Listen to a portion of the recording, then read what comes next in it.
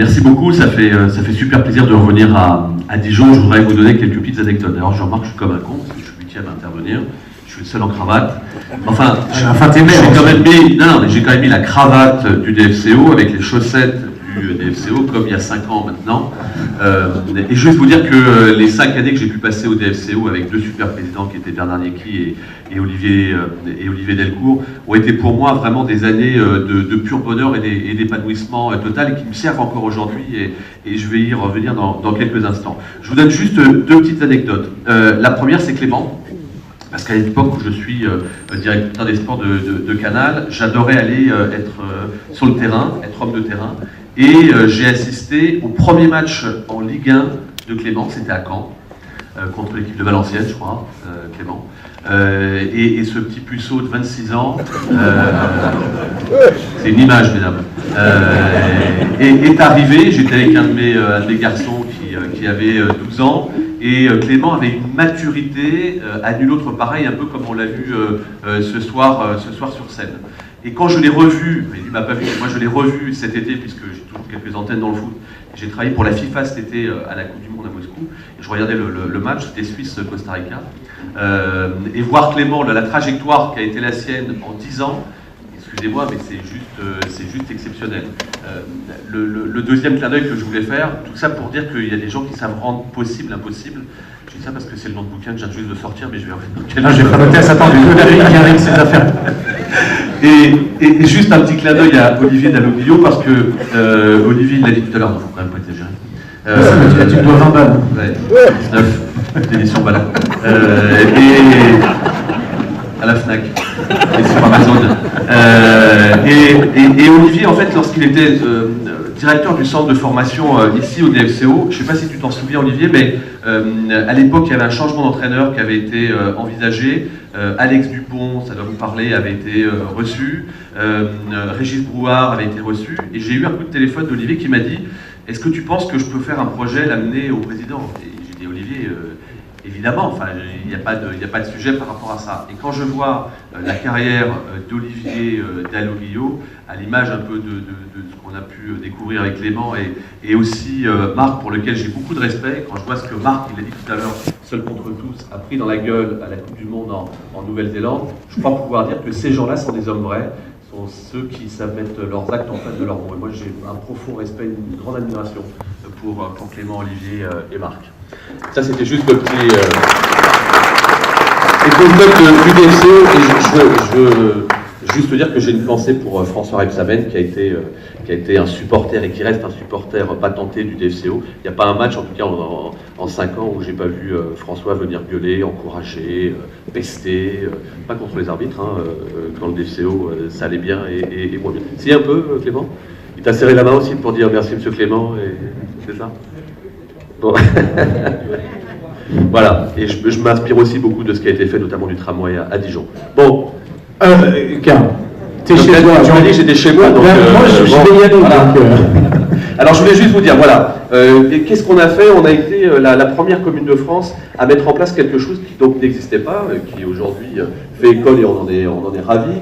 C'est que j'ai décidé, juste avant l'élection présidentielle, 2 mois avant, j'ai annoncé qu'à l'heure où on disait que les fonctionnaires ne foutaient rien et qu'il y en avait trop, que nous, à Poissy, non seulement, ils font un travail exceptionnel, qu'il y en a 853, mais que parce qu'ils font un travail exceptionnel, j'allais leur offrir 2 heures de sport dans le cadre du temps de travail par semaine. Donc là, j'ai eu un coup de téléphone de 2-3 mecs qui m'ont dit « T'es complètement fêlé, toi tu es le maire qui va nous mettre dedans parce qu'on est en train de dire qu'il faut supprimer des fonctionnaires. » Ben oui, messieurs, vous allez comprendre. Et donc on a mis ça en place. Je vais rapidement vous dire que, évidemment, je crois aux vertus du sport. Humblement, voilà, je joue au foot depuis que je suis môme. Alors nous, on était 8 dans la famille aussi. Pareil, que des mecs et une nana. On voulait tous devenir professionnels. Il y en a qu'un qui a réussi, plutôt ma sœur, qui est aujourd'hui internationale et qui gère la Coupe du Monde de foot féminin en France l'an prochain, qui est vice-présidente de la Fédération française de foot. Et donc, évidemment, je crois à ces vertus du sport qu'on connaît tous et qu'on partage ici, cher Stéphane, ce soir. Et donc, par rapport à cela, on a décidé de mettre en place des sports doux. Parce que c'est dans le cadre du temps de travail, donc c'est du travail, la marche nordique, de la natation, du jogging, enfin pas de jogging, pardon, donc de la marche, de la natation, de la relaxation, aussi du yoga maintenant. On l'a validé par les organisations syndicales, on l'a validé par le conseil municipal, on a fait ça en interne parce que c'est comme un centre de formation, c'est 0 € d'impact sur la collectivité. Pourquoi ? Parce que c'est géré par les éducateurs diplômés de la ville de Poissy, donc ça c'est important. Et avant même d'avoir démarré, on avait quasiment 90% des agents qui trouvaient ça plutôt très positif. Encore heureux, parce que si quelqu'un m'avait dit « Putain, il est con ce mec, il est en train de nous proposer du sport gratos pendant les heures de travail, et en plus on va dire que ça ne nous plaît pas. » Donc je savais à peu près que ça allait bien fonctionner. Mais ça a été un formidable catalyseur, et notamment un formidable catalyseur de lien social.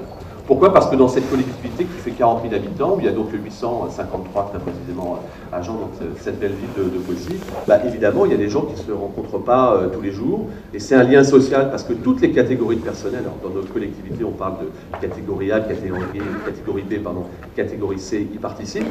Et pourquoi je l'ai fait ?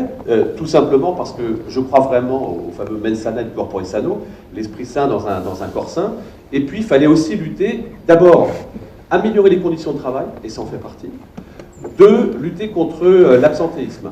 Et accessoirement, j'ai pu le faire en ne levant pas d'imposition fiscale, en ayant le même niveau de service à la population et le même niveau d'investissement depuis maintenant 4 ans, où on a généré 5 millions d'euros d'économies de fonctionnement. Et si j'ai pu le faire, c'est bien parce que les agents ont relevé le défi. Donc j'ai décidé, entre guillemets, Stéphane, de les récompenser. L'objectif, c'était quoi ? C'était d'abord voir qu'effectivement, ils étaient en meilleure santé, et on a donc fait un bilan. Et 1 an après, on a baissé l'absentéisme de 750 jours. 750 jours, c'est l'équivalent de 3 équivalents temps plein. C'est 100 000 € d'économie.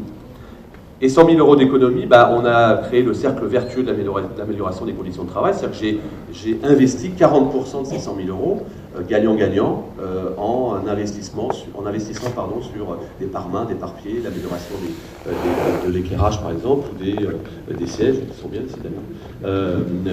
Donc voilà. Et puis derrière, ça a fait école, puisqu'aujourd'hui il y a 80 collectivités qui ont pris exemple sur la ville de Poissy. Bon, j'ai pas pris ça pour qu'on prenne exemple sur la ville de Poissy, mais j'étais heureux de pouvoir le proposer à mes agents parce que je considère véritablement, on peut pas dire que le sport est l'école de la vie, si à un moment donné on met pas le sport au cœur de nos préoccupations. Et dernier mot, c'est que je constate aussi que pour le coup, la jante féminine est particulièrement intégrée dans le dispositif. Même si ça change aujourd'hui, il faut le dire.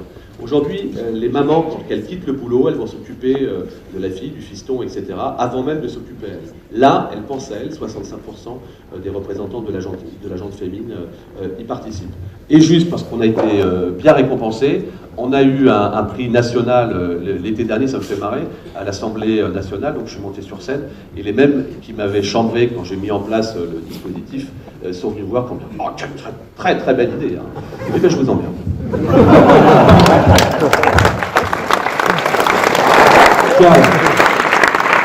Deux questions.